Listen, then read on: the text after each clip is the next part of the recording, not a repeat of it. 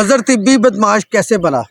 मजहर तिब्बी ने जराइम की दुनिया में कदम रखने की वजह क्या थी? मजहर तिब्बी उस वक्त जराइम की दुनिया का बादशाह बना जब उसके वालिद की डेथ होती है। इसके चचा इनकी जायदाद पे कब्जा कर लेते हैं और ये जब घर के अखराजात तक इनके पास नहीं होते तो उसके बाद ये फिर कदम रखता है बदमाशी की दुनिया में और इतना आगे निकल जाता है कि वो एक टाइम में लाहौर का बादशाह बन जाता है। जी अस्सलाम वालेकुम जी, मैं हूँ आपका मेज़बान मोहम्मद जहांगीर। नाज़रीन, कहानी हम करते हैं और हमारा मकसद होता है नौजवान जो नस्ल है ना उसको समझाने का कि गलत रास्ता नहीं चुनना चाहिए। शराफत की जो ज़िंदगी है ना वो बड़ी मज़ेदार है।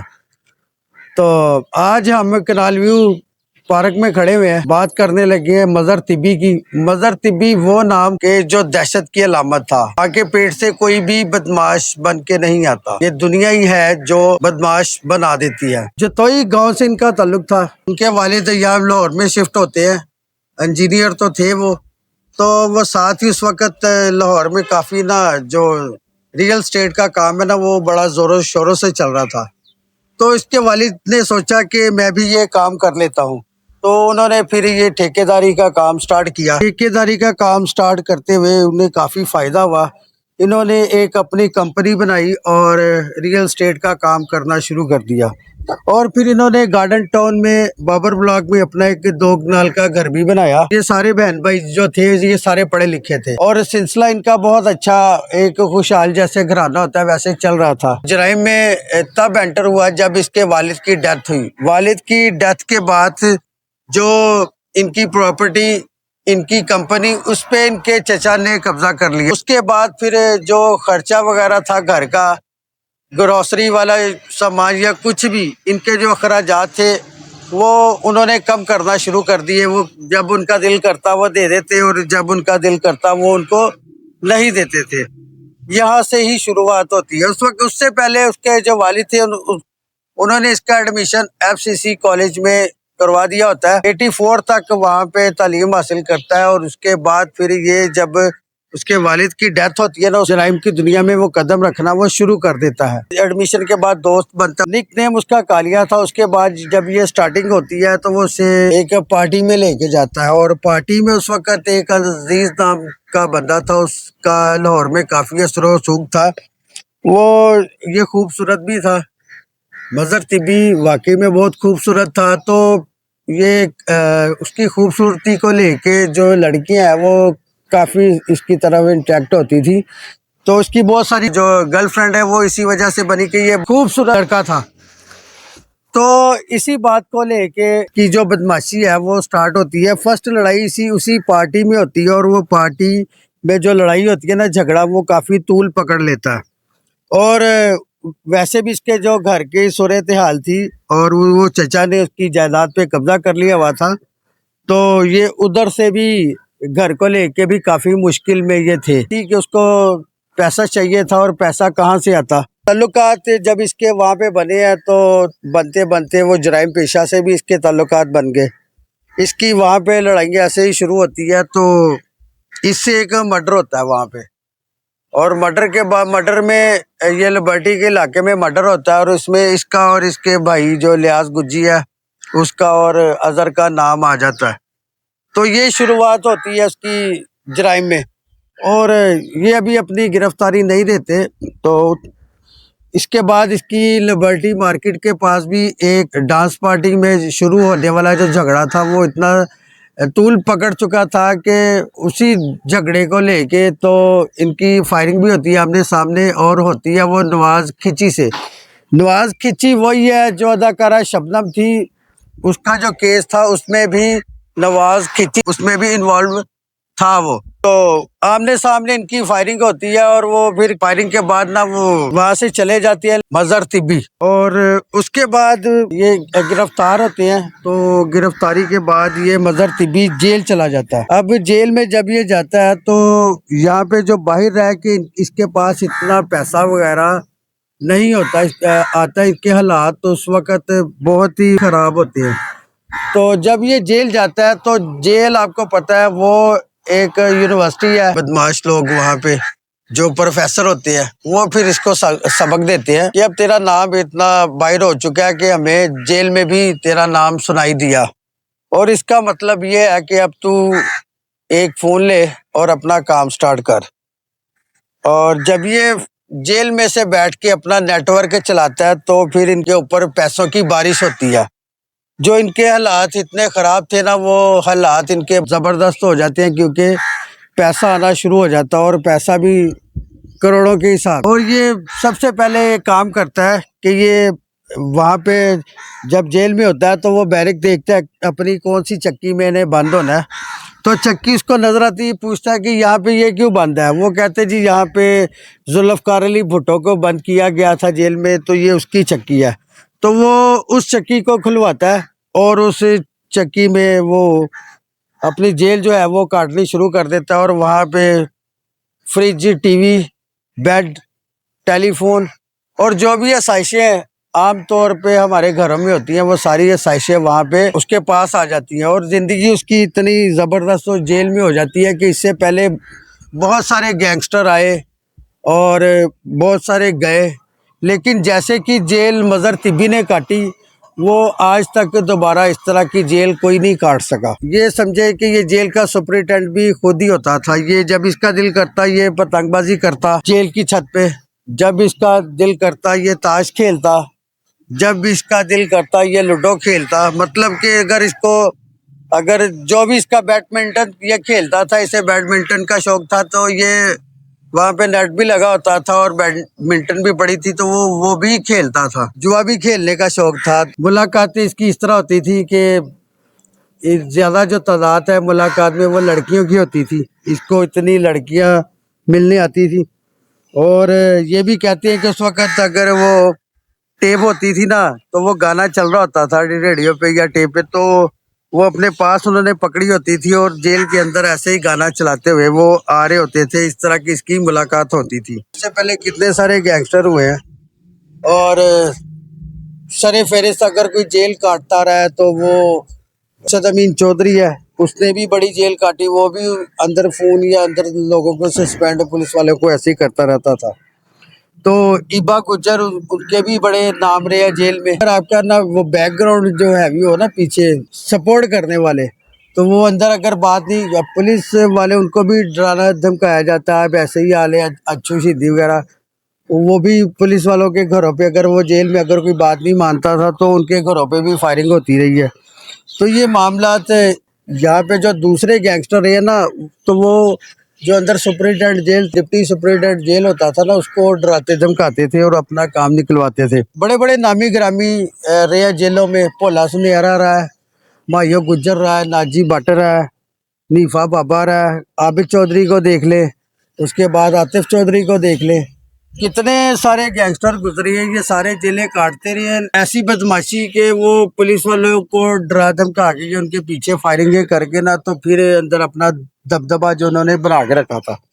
और मजहर तिब्बी का हिसाब कुछ ऐसा था, मजहर तिब्बी खुद नहीं करता था। मजहर तिब्बी का एक फोन जाना और मौके पे ही जिसको चाहता था उसको सस्पेंड करवा देता था। अब सुपरिटेंडेंट को, ये सुपरिटेंडेंट जो जेल था उसको पता नहीं कि वो छतों पे चढ़ के अगर पतंगबाजी कर रहा है तो ऐसे होता है। ऐसे ना इंडिया में भी नहीं ऐसे होता होगा जिस तरह यहाँ पे। मैं कहता हूँ कि इससे पहले जिस तरह मजहर तिब्बी ने जेल काटी है, इंडिया में भी शायद कोई इस तरह कोई जेल ना काट सका हो जिस तरह मजहर तिब्बी ने ये लाहौर में रह के जेलें काटी है। तो जो सुपरिटेंडेंट जेल होता है ना वो दौरा करता होता है अक्सर के जो बैरकी है उसमें कैसे बंदे रह रहे हैं, क्या क्या चीज़ें अंदर इस्तेमाल कर रहे होते हैं, तो वो दौरा करते हैं। और दौरे पे आता है रहमत अली शाह, सुपरिटेंडेंट जेल होते हैं उस वक्त।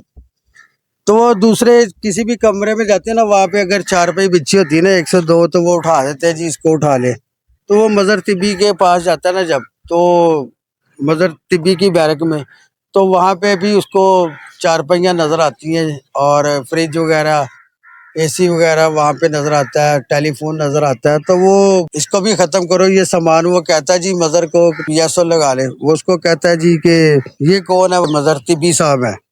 तो वो कहता वो ये कौन है। वो कहते सर आप तो नहीं जानते आप, लेकिन इसका सामान ना उठाए। तो कहता है जी ये सारा सामान ना इधर से निकालो। तो जितनी देर में वो निकाल रहे होते हैं ना, उतनी देर में ना वो आगे फोन हो जाता है उसी उसके दफ्तर से ऊपर सर के ये साइन ना करे, क्योंकि आपको ना सस्पेंड कर दिया गया। वो इतना असरो सूख रखने वाला वो बंदा था कि सुप्रिटेंडेंट जेल, जो जेल का बादशाह होता, वो उसकी बैरक से वो सामान निकलवा रहा था। तो कितना टाइम लगा होगा? आधा घंटा लगा होगा, 20 मिनट लगे होंगे। तो 20 मिनट में उसको ना फोन आ जाता ऊपर से कि उसको आईजी ने वो सस्पेंड कर दिया। तो वो कहते ये समाज इधर ही छोड़ दे। हाँ, उसको ये होता है वहाँ पे, ये तकरीबन 94 या 95 की बात है, उसको हार्ट अटैक आता है। हार्ट अटैक आता है तो फिर वो उसको ना ले जाते हैं सर्विस हॉस्पिटल, और वहाँ पे कार्डियोलॉजी में उसका ना वो जो इलाज वहाँ पे चल रहा होता है, और उनकी डेथ नहीं होती। अक्सर हम सोशल मीडिया पे कहते हैं कि जी वो मौके पे ऐसे वो जाँ बहक हो गया था, वो ऐसी बात नहीं है। ये गालिबन बात है 94 या 95 की। तो रहमत अली शाह वो हॉस्पिटल में होती है, वहाँ पे अपने घर आ जाती है और रिटायर्ड हो जाती है। रेड होती है इसके घर में, तो वहाँ पे इसकी वालदा को एक पुलिस सब इंस्पेक्टर लेके चला जाता है। तो वो बदतमीजी करता है उस की वालदा से। तो वो उसको पुलिस सब इंस्पेक्टर को उठाता है और उसे टाउनशिप के इलाके में कब्रिस्तान में ले जाके ना उल्टा लटका के दरख्त के साथ, तो उसके माथे पे गोली मार के बाद उसे जला देता है। अब ये खबर जब पूरे लाहौर में फैलती है ना कि एक सब इंस्पेक्टर को ऐसे पहले गोली मारी गई, तो दरख्त के साथ फिर उसे जलाया गया, तो ये एक दहशत ऐसी फैली लाहौर में कि हर तरफ मजहर तिब्बी का नाम जो है ना वो बचने लगा, गजने लगा कि मजहर तिब्बी कौन है जिसने हिला के रख दिया एकदम सारे लाहौर को, कि उसने ये इतना बड़ा कदम उठाया। उसके बाद जब ये फरार होता है तो एक जगह पे कैलवरी ग्राउंड वाली साइड पे ना एक जगह घर में ये होते हैं, तो वहाँ पे बिलाल ऐसे ही थानेदार वो रेड करता है। तो उसको ये वहां से मजहर तिब्बी हमेशा की तरह कभी पुलिस के जल्दी हथे नहीं चढ़ता था, तो वहां पे भी गायब हो गया।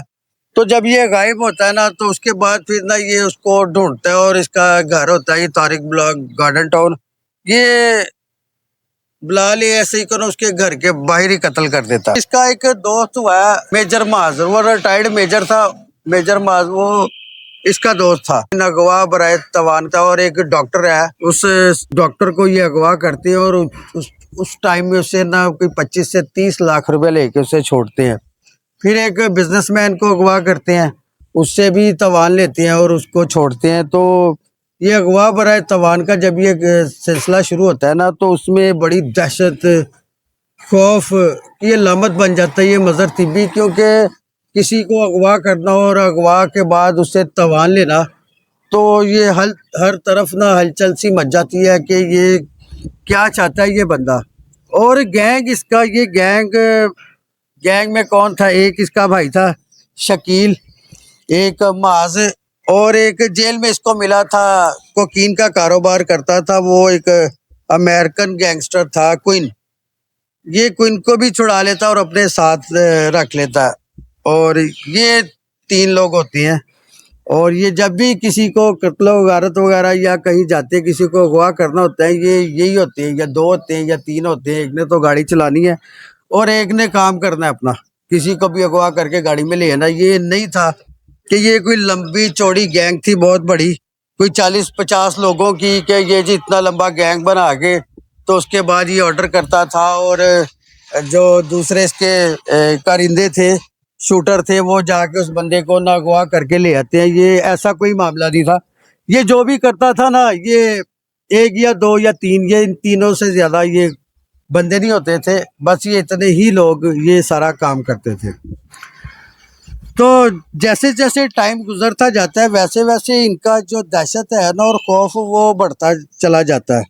और यहाँ पे मैं एक बात को और भी जिक्र करता चलूँ कि जब जनरल ज़ियाउल हक का त्यारा क्रैश हुआ था ना, तो पुलिस ने इससे भी तफ्तीश की थी, इससे भी पूछा था कि मज़र बता, तुझे पता है कि ये काम, ये जो क्रैश हुआ है त्यारा, ये कैसे हुआ है? तो मज़र तिब्बी से उसकी भी तफ्तीश की गई थी। ये सिलसिला इसकी दहशत और खौफ अलामत बन चुका था कि आप अंदाज़ा लगाओ कि एक सदर पाकिस्तान अगर वो उसका त्यारा क्रैश होता है तो वो भी मज़र तिब्बी से पूछा जाता है।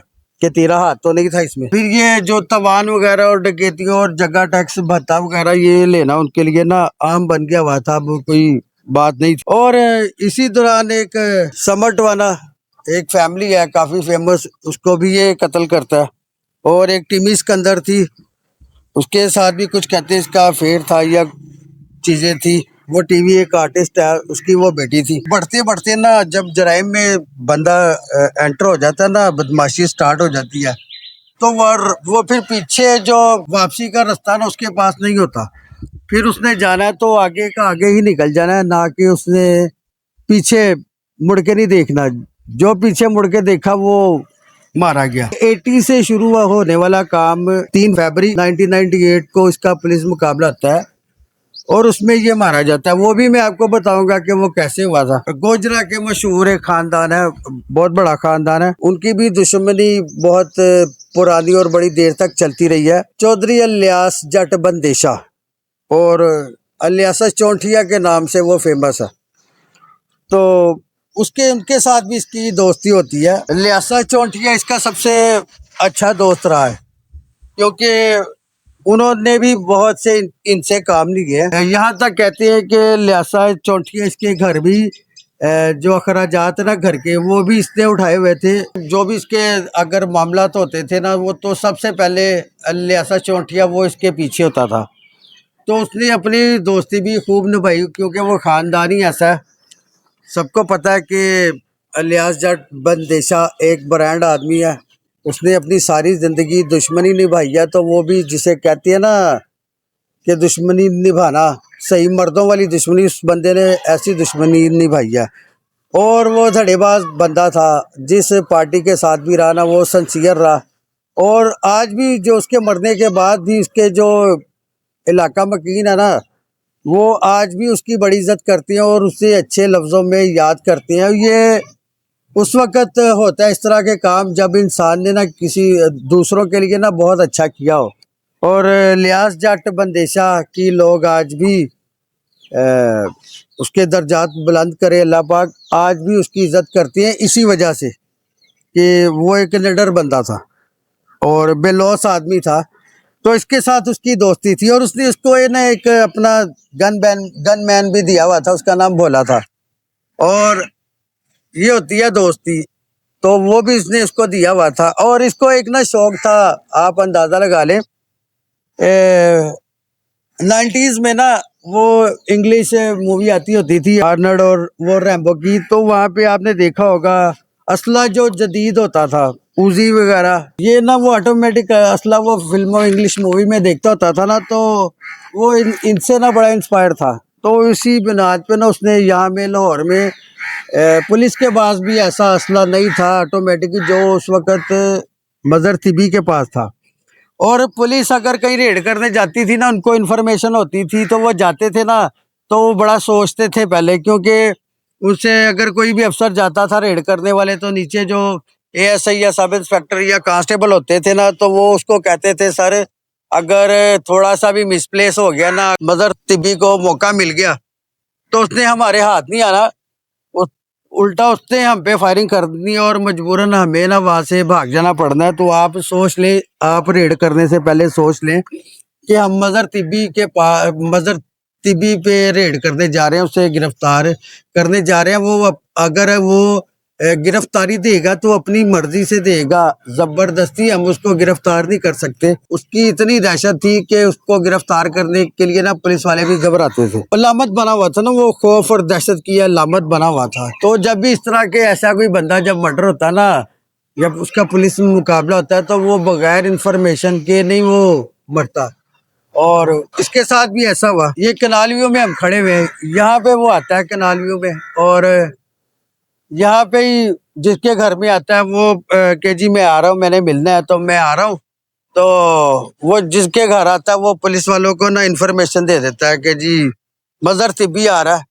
और मज़र तिब्बी जब आ रहा है ना, तो वो जाना नहीं चाहिए जिंदा बच के। अगर वो जिंदा बच के चला गया तो मेरी जो मौत है वो पक्की है। तो बड़ी कंफर्मेशन के बाद, चीज़ों के बाद ना, वो पुलिस वाले भी एग्री होते हैं कि ठीक है। फिर इसके लिए ना वो उस वक़्त कमांडोज आए होते हैं उनको बुलाया जाता है। वो 6 से 8 लोग होते हैं, वो आके उनको बताते हैं कि ये घर है, यहाँ पे वो रात को आ रहा है, तो उसको जिंदा नहीं बच के जाना। अगर वो जिंदा बच के चला गया तो आप समझ लें कि ये जो जिसके घर वो आ रहा है ना, वो जिंदा नहीं बचेगा, ना ही उसकी फैमिली जिंदा बचेगी। तो वो फिर उसको अपने एतमाद में लेते हैं, कहते हैं जी हम फील्डिंग लगाएंगे, कोशिश करेंगे कि ऐसा काम ना हो कि वो जिंदा बच के चला जाए। तो उसका भी उन्होंने कोडवर्ड रखा होता है, तो वो कोडवर्ड के हिसाब से ना वो वहाँ पे जब आते हैं तो वो उससे पहले भी इस घर में ना वो 2-4 मरतबा आया होता है, और जब आने से पहले उसके साथ वो होता है मजहर तिब्बी, तो आ ही रहा होता है, उसके साथ उसका भाई शकील होता है। अब मजहर तिब्बी ने अपने भाई शकील को अपने साथ क्यों रखा हुआ है, इसकी क्या वजह थी कि वो शकील को जहाँ भी जाता था तो वो कोशिश करता था जो शकील है ना वो मेरे पास ही रहे, वो अपने से शकील को अलहदा नहीं करता था। तो इसकी वजह ये थी कि वो नहीं चाहता था कि अगर कहीं साइड पे हो तो मैं तो वैसे ही मफरूर होता हूँ, इश्तिहारी हुआ वो पुलिस के वो कागज़ों में इश्तिहारी है, तो मफरूरी की ज़िंदगी आपको पता है वो छुप के गुजारनी होती है।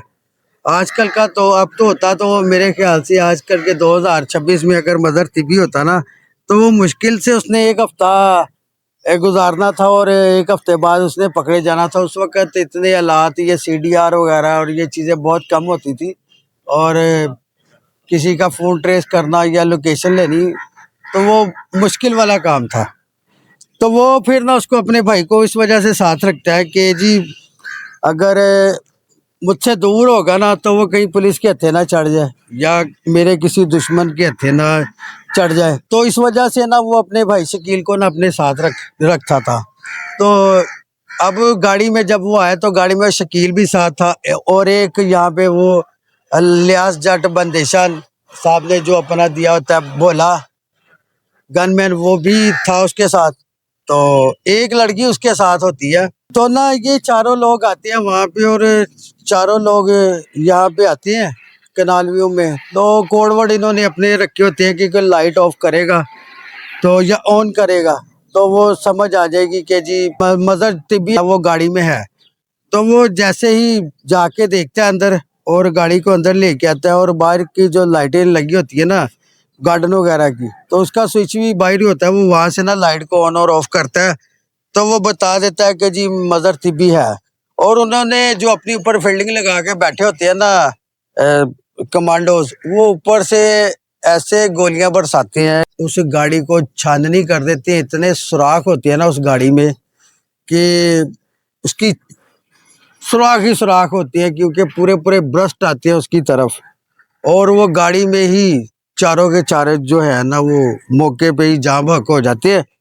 और यहाँ पे वो जो लड़की थी ना उसका वो एफआईआर में भी जिक्र नहीं है। हंजरवाल थाना है, उस वक्त ये मुस्तफा टाउन थाना नहीं होता था, तो हंजरवाल थाना होता था। तो ये हंजरवाल थाने की हदूद होती थी, तो वहाँ पे उसकी मुकाबले की एफआईआर कट जाती है, और वहाँ पे भी उस लड़की का जिक्र नहीं है।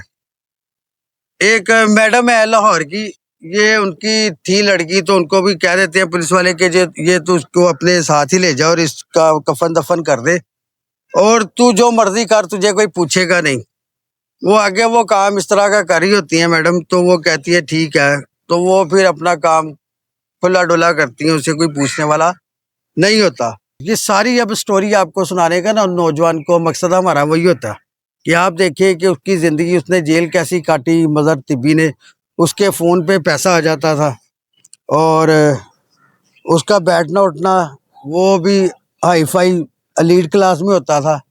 तो जेल में भी आप उसकी देख लें कि उसने कैसी ज़िंदगी गुजारी है। तो इंसान जो आम जेल में अभी जाते हैं ना कैदी, तो वो तो इस तरह का सोच भी नहीं सकते कि उनको अभी गर्मी का मौसम है तो वहाँ पे उसको कहीं पंखा लगा भी मिल जाए तो ये भी गनीमत है।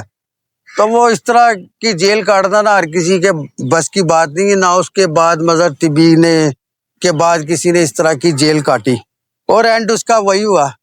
आप अंदाजा शुरुआत कहाँ से हुई, घर से, और जब घर से शुरुआत होती है ना तो फिर इस तरह के वो बंदा फिर ऑटोमेटिकली जब जराइम की दुनिया में कदम रखता है ना वो फिर वो आगे को जाता है, अगर वो पीछे मुड़ेगा तो जल्दी मारा जाएगा। इसका थोड़ा टाइम पीरियड था जो वो थोड़ा लंबा था। तो एंड वही है कि जी अब देखिए अब वो भी मनो मिट्टी तले दब गया। तो हम इस वक्त कनाल व्यू पार्क में ही है।